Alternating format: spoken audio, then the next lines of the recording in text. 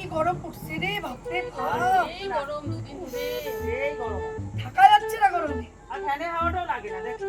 হ্যাঁ আমার ঘরে তো আরোই লাগে, দুইটা করে ফ্যান। ইস কি গরম পড়ছে রে, দেখ না কিভাবে ঝোল পড়তেছে, ভাবতেছি একটা এসি কিনবো। বাবা এসি কিনবি তুই না বলিস সবসময় তোর কাছে পয়সা নেই তাহলে এসি কিভাবে কিনবি? আরে না পয়সা তো নাই, এই যে অন্নপূর্ণা ভান্ডারের সামনের মাস থেকে 3,000 টাকা পাবো না, একটা কিস্তিতেই নি। ওই গরমে থাকতে পারি না।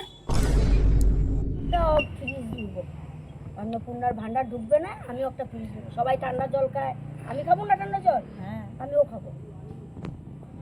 আমি তো আবার এসি কিনতে পারবো না, এই জন্য ভাবতেছি একটা কুলারই কিনবো অন্নপূর্ণা ভান্ডারের টাকা দিয়ে। কুলারটাই বাবা যে গরম পড়ছে, কুলারের হাওয়াটাই ঠিক আছে, ওটাই কিনবো।